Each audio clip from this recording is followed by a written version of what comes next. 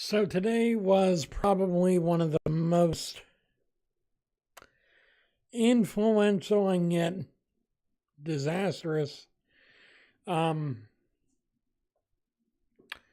meetings of the House Judiciary Committee in recent memory. Today we saw the confirmation hearing of Judge Kavanaugh, and of course, on the one side, you have Kavanaugh, the self righteous, all American Republican favorite for the nomination. And on the other hand, we have Christine Blasey Ford, a major in psychology and memory, and a self proposed and self witnessed victim of said judge, said man. Now,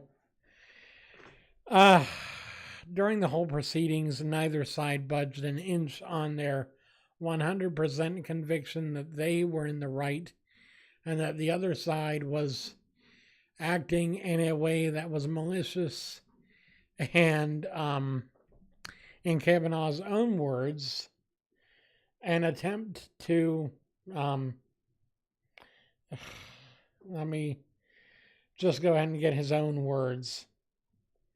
A conspiracy to destroy him, fueled by pent-up anger about President Trump and revenge on behalf of the Clintons.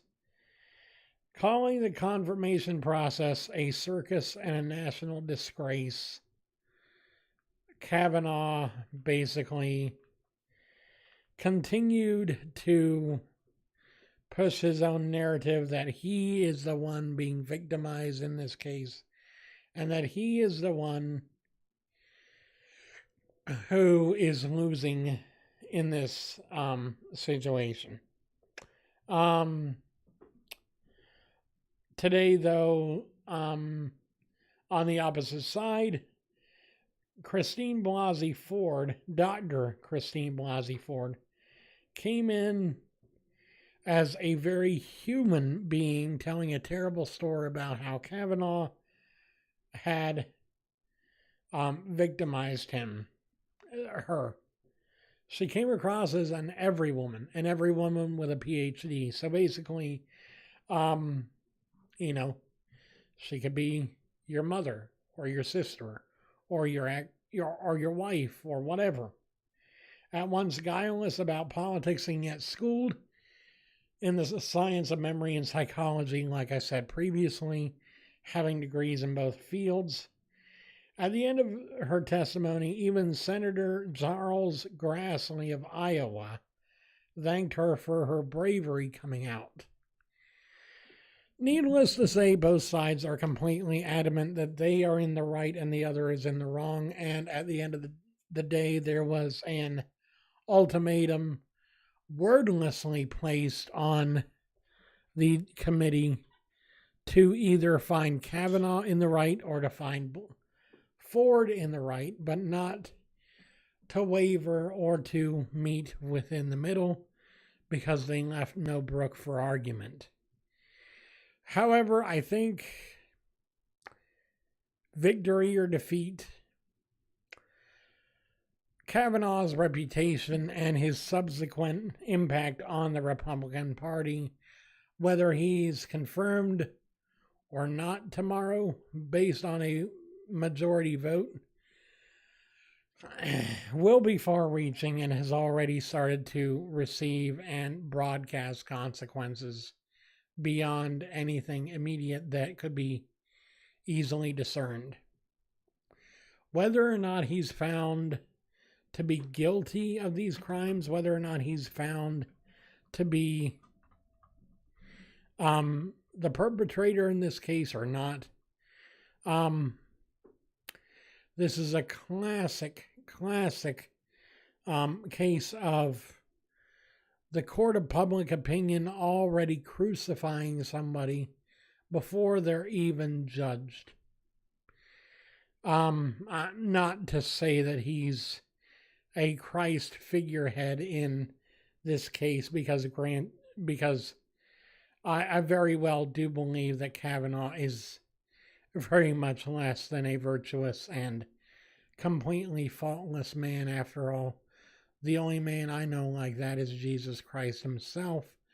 However, I do believe this will have a huge impact on future elections and future proceedings within the Senate on judiciary committees, just as the incidents with Peter Strzok were have far-reaching consequences. In fact, let's go ahead and contrast Peter Strzok versus Brett Kavanaugh for a second, shall we? On the one hand, Peter Strzok was a Democrat working for the FBI and was accused of spearheading what amounted to a smear campaign in the form of an investigation.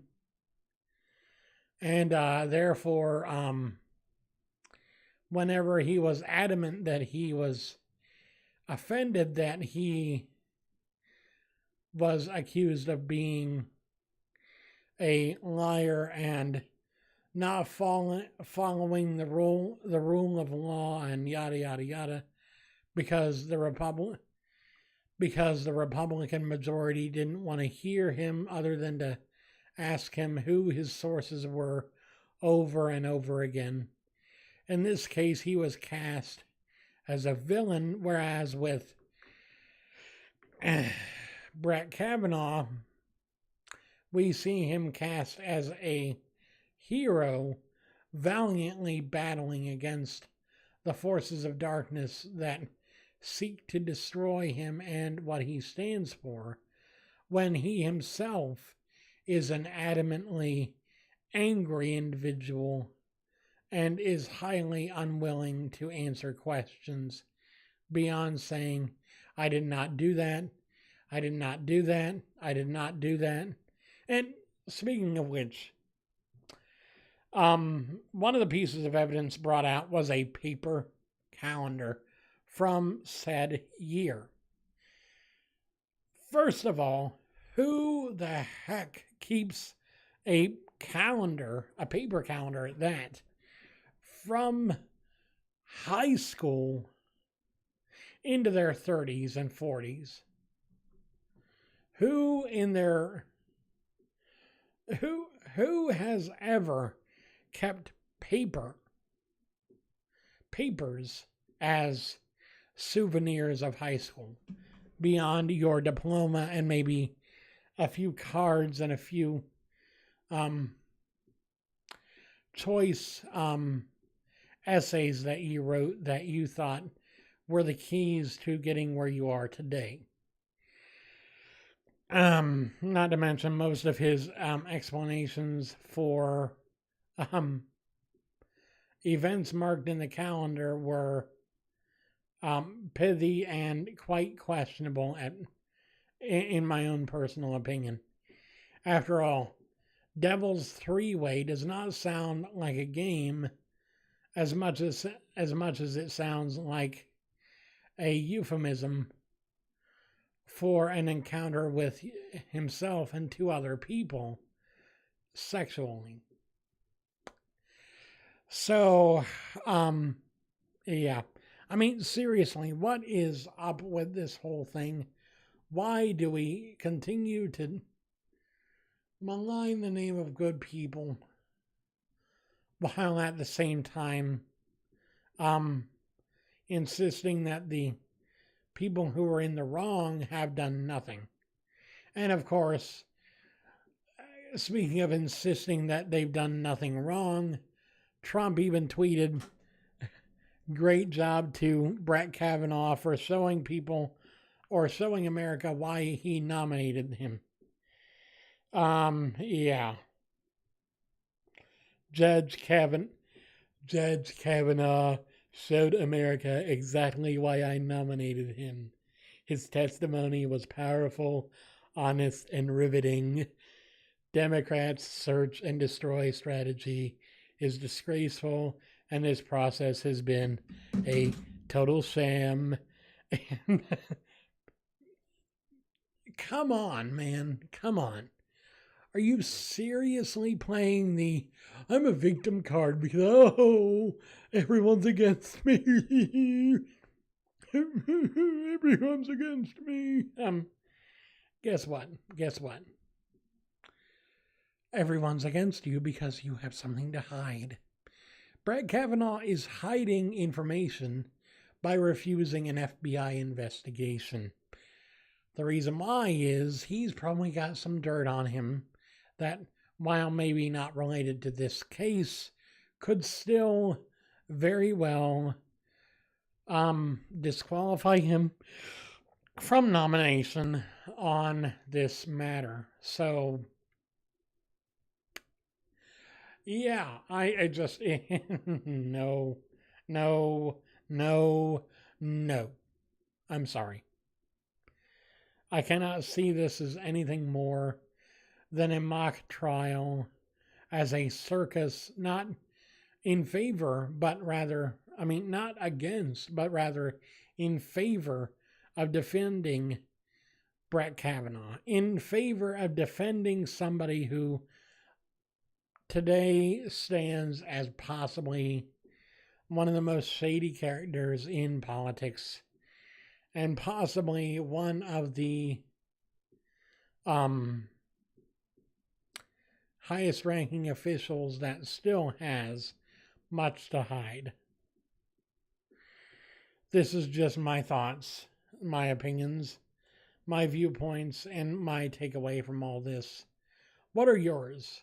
Please let me know down in the comments section below. If you haven't done so yet, please make sure to subscribe to my YouTube channel. As always, I make content Monday through Friday, and I also upload on weekends for the most part. And I try my best to continue to create engaging and relevant content every day. I hope you guys are feeling well. I hope you guys have a wonderful day. And I will see you guys again very soon. I love you very much and have a good one.